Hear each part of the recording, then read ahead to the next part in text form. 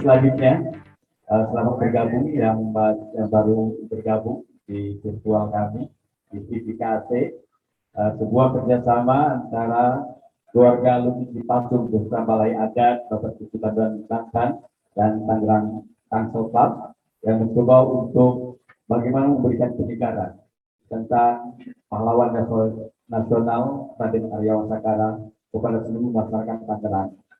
Baik, untuk selanjutnya akan kita dengarkan tentang bagaimana sih sebetulnya pengaruh Raden Arya Wangsakara sebagai pendiri Tangerang yang kemudian juga menjadi bagian dari Persatuan Simpanan Banten. Kemudian apa hubungannya beliau dengan Babat Sumedang yang juga menjadikan salah satu yang sangat luar biasa juga. Dan ada juga Babat Dipanegoro juga. Ini sebuah rangkaian yang akan kita dengarkan jejak Wangsakara dari Babat Dipanegoro, Babat Sumedang Larang, kemudian Babat Kesultanan Banten. Akan disampaikan oleh Kang Tubagus Mungki dari Ketua Babat Kesultanan Banten. Kami persilakan berikan tepuk tangan. Terima kasih. Assalamualaikum warahmatullahi wabarakatuh. Bismillahirrahmanirrahim. Alhamdulillahirrahmanirrahim. Yang kami muliakan para narasumber untuk minta waktu, maaf ya kami persatu, dan juga para pemirsa baik yang hadir maupun yang ada di dunia maya, terutama juga perwakilan dari pihak Pak Bupati ya, Pak Bupati Jati dan perwakilannya dari berbagai dinas terkait.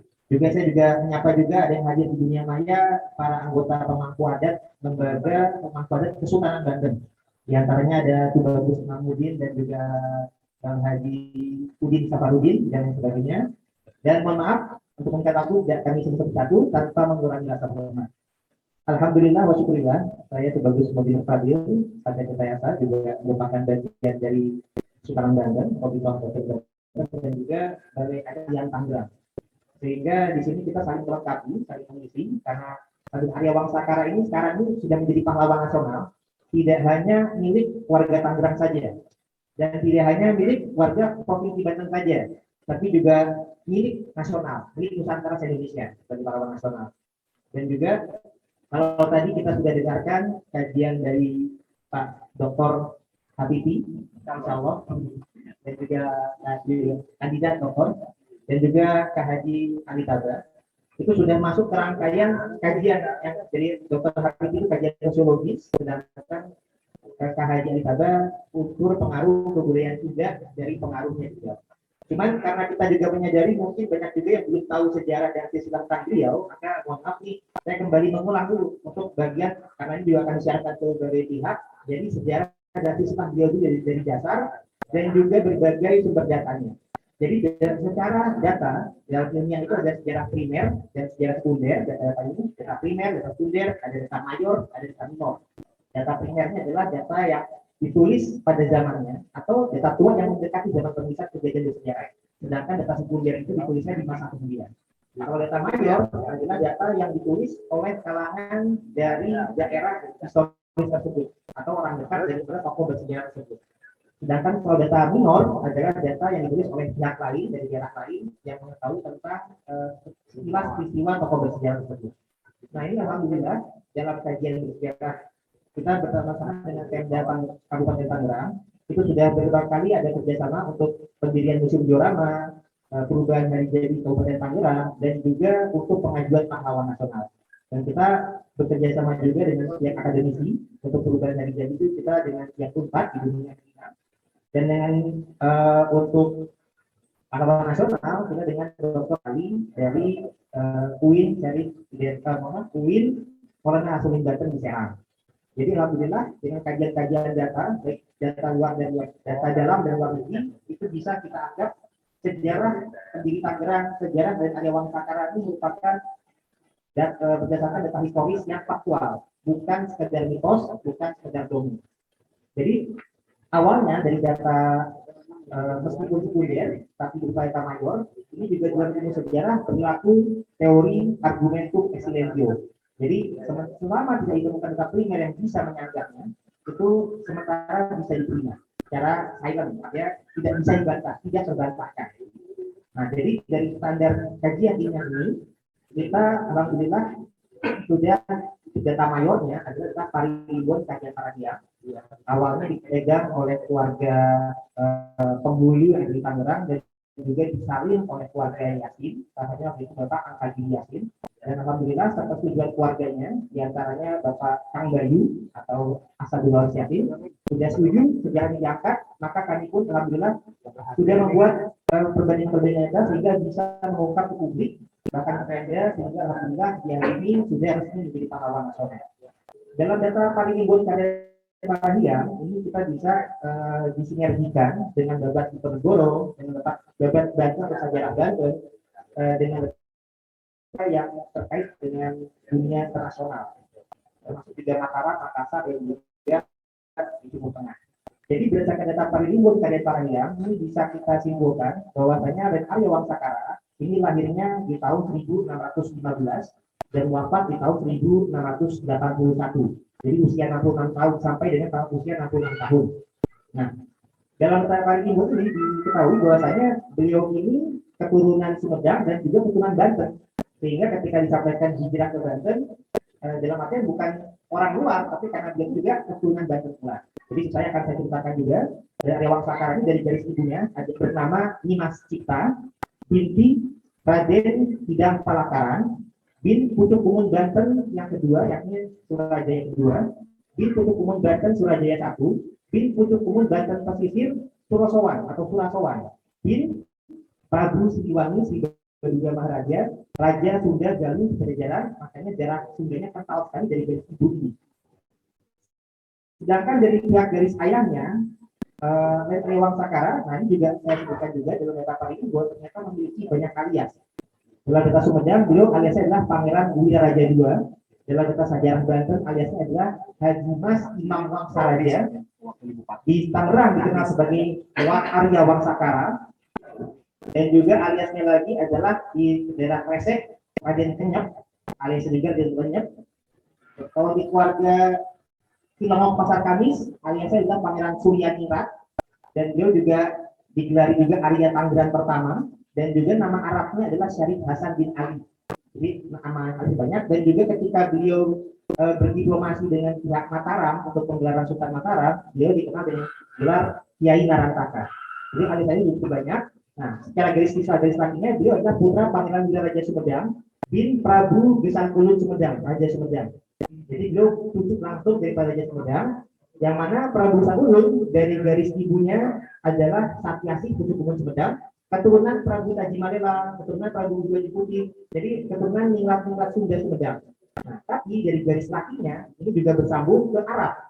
Jadi Pangeran Gesangkulun tadi bin Pangeran Santri yang dari Cirebon pindah ke Sumedang, bin Pangeran Muhammad Tamalekaram yang dimakamkan di Majalengka, bin Pangeran Panjiran Abdurrahman yang dimakamkan di Cirebon, bin Sedatul Kafi Cirebon, bin Sedatul Ahmad yang ada dimakamkan di negeri Sembilan Malaysia. Jadi kalau tadi ada pengaruh Melayu, Arya Wangsakara pun juga ternyata ada keturunan terkait Melayu, karena leluhurnya beliau Sedatul Ahmad itu dimakamkan di negeri Sembilan Malaysia. Bin Syekh Isa itu juga dari Malaka Malaysia, bin Ahmad bin Isa, kemudian bin Ali Abdul Qadir yang dari India, anaknya hijrah ke Malaysia dan ke Nusantara.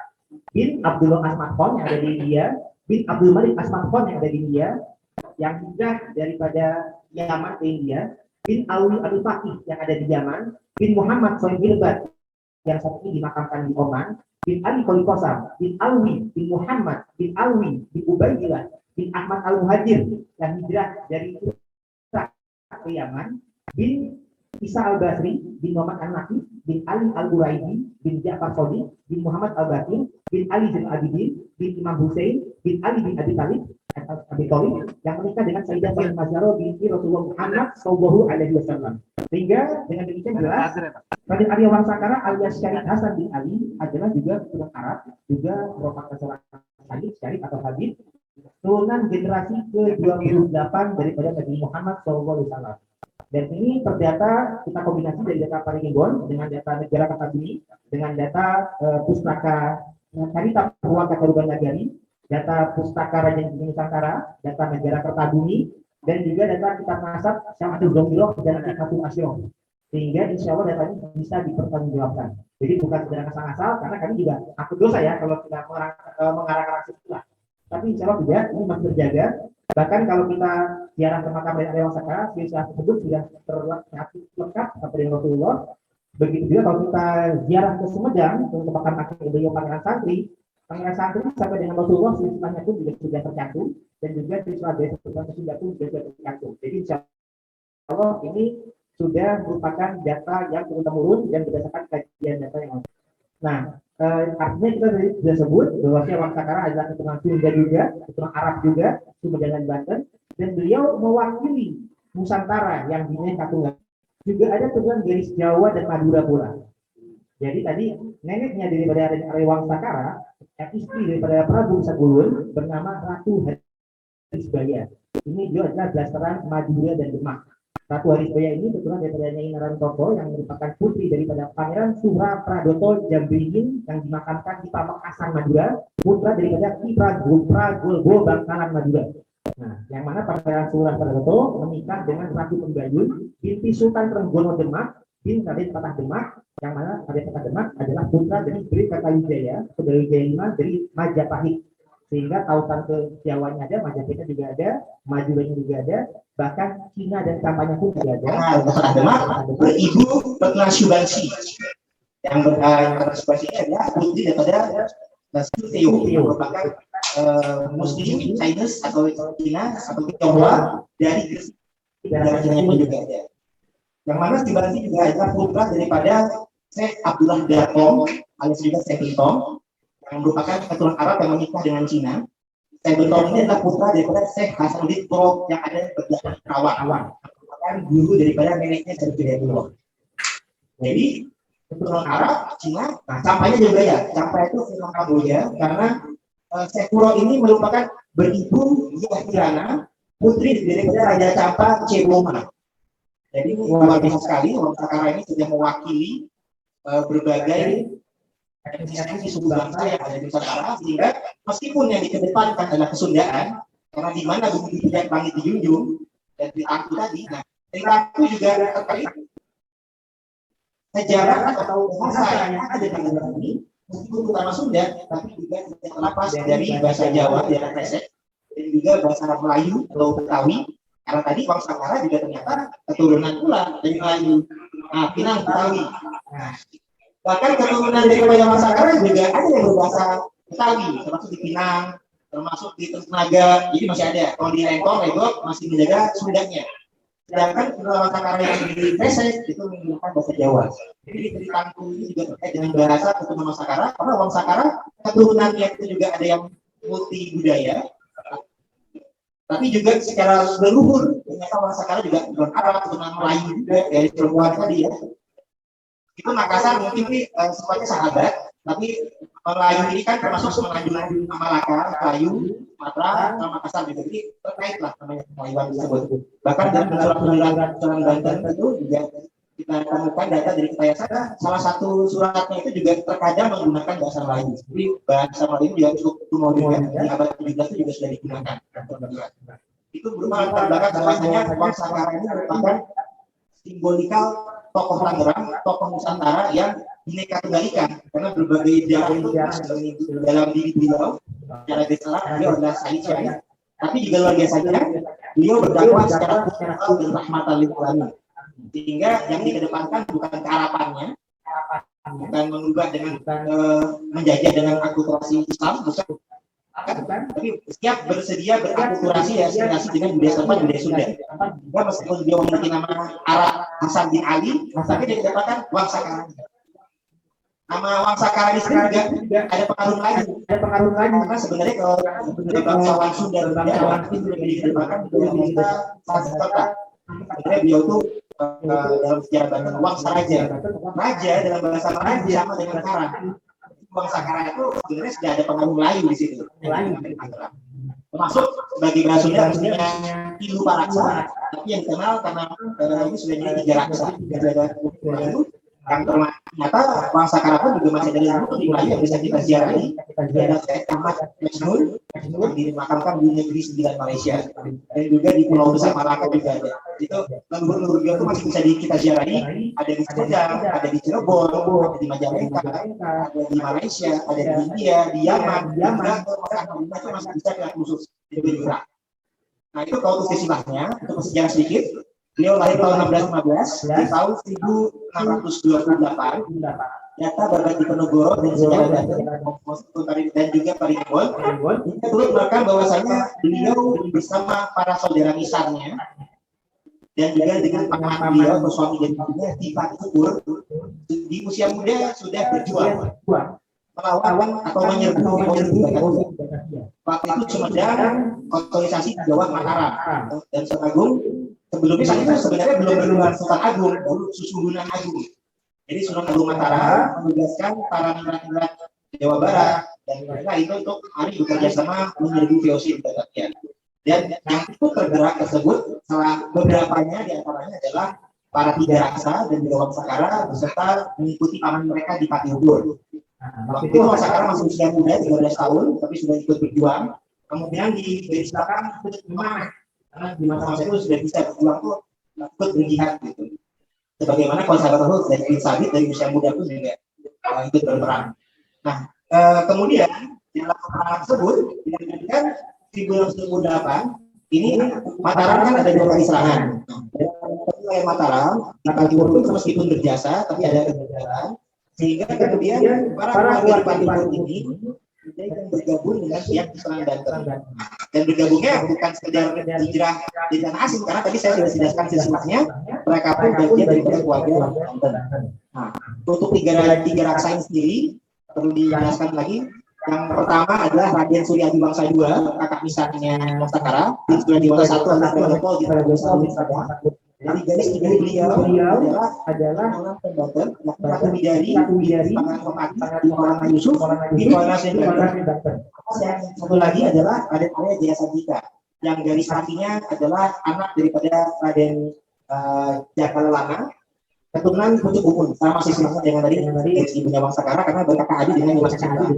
Nah dari garis ibunya Jaya Sandika ini adalah ibu Dimas Nuteja binti Prabu Sabulun, itu orang juga. Yang ketiganya Wangsakara. Jadi mereka akhirnya bergabung dengan Kesultanan Banten karena merupakan kerabat dari Kesultanan Banten. Lantas tanggal 13 Oktober 1692 oleh pihak Banten melalui Mangkunegaran untuk memimpin kawasan daerah Tangerang dengan batasan kemudian Samugas. Ketika itu, ya berkembang sampai sekarang. Nah, di tahun 1692 bergabung.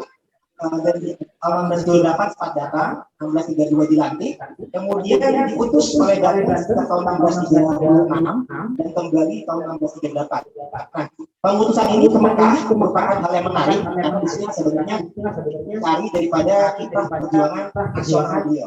Jadi tidak hanya sebagai pahlawan lokal, tapi nasional itu di tahun masa-masa 1636 sampai 1638. Karena Wangsakara ini beserta misalnya dengan Ismail Jaya Sandika juga berdiplomasi. Ini berdiplomasi dengan Syekh Mekah dari Zaid Al-Ansari dan kemudian melahirkan kerjasama aliansi antar kerajaan-kerajaan Islam Nusantara untuk bekerjasama melawan Rose, yaitu adalah Banten, Mataram, dan Makassar. Bagaimana kerajaan lain merupakan kerajaan bawahan pada Mataram dan Makassar. Di Makassar ada Goa, ada Talong. Kalau Mataram itu membawahi juga kerajaan-kerajaan di Madura, termasuk kerajaan kayak Sunda dan Cirebon satu di bawah Mataram. Jadi dengan ini sudah menjadi bentuk aliansi kerjasama yang mana Syekh Zaid berkenan untuk menggelarkan gelar sultan pada raja-raja masa itu. Nah, jadi ini artinya raja-raja sebelum itu sebenarnya raja itu awalnya Maulana baru di raja keempat awalnya bergelar Pangeran Ratu Banten, tapi nama apa sudah ada Abdul Qadir karena beliau tapi akhirnya bergelar dari Sultan Abu Abdul Qadir baru bersih tahun 1638 sehingga saat itulah untuk Kesultanan Banten disebut awalnya Augustan Banten. Begitu pula Mataram, raja pertama itu Pandeman Senopati Sutowijoyo, raja kedua itu Pandeman Senopati, raja ketiga Agung Mataram awalnya hubungan dengan Mataram. Baru di tahun 1641 menjadi gelar Sultan Agung Mataram. Yang awalnya bergelar Sultan Abdullah Muhammad Al-Matarami. Dan begitu juga Raja di Makassar, kakeknya daripada Salahuddin, bergelar Sultan Alauddin. Nah, para yang bergelar Sultan ini kemudian saling bekerja sama melakukan tersebut. Dan kedepannya, kemudian para sultan yang di Pahlawan Nasional, ada Sultan Agung Kayasa, ada Sultan Agung Mataram, ada Sultan di Makassar, ini kan merupakan pahlawan nasional. Dan juga ada di kerjasama aliansi ini, ada Seksis Makassar yang pindah ke Jawa, ada Kareng Galesong dari Makassar pindah ke Jawa. Ini cikal bakal kerjasama perjuangan ini mulai dirintis oleh Wang Sekarang. Sehingga pas sekali beliau bertugas sebagai pahlawan nasional. Kemudian nantinya selain masalah itu, beliau juga mentransfer kemajuan daripada Timur Tengah, dari Kitab Kamil, Aturan Bertinta Emas, dan juga syarah daripada Syarif Syekh Ibnu Alam. Itu beliau juga berjasa selain masalah perjuangan, juga masalah pentransfer ilmu agama atau pencerahan dari Timur Tengah ke Nusantara abad 17. Kita bahas secara tuntas ya. Oke. Dan sekelasnya juga di tahun selain tadi masalah informasi dan ilmu pengetahuan dan peran di tahun 1908 dalam paling ilmu juga tercatat di tahun 1654 dia juga berpraktisi dan juga tahun 1658 sampai dengan 1659 dalam saja Banten dia berjuang dengan Mas Mati Maloko sama-sama perang Sampai berapa demikian dari kami. Mohon maaf apabila ada. Assalamualaikum warahmatullahi wabarakatuh. Waalaikumsalam warahmatullahi wabarakatuh.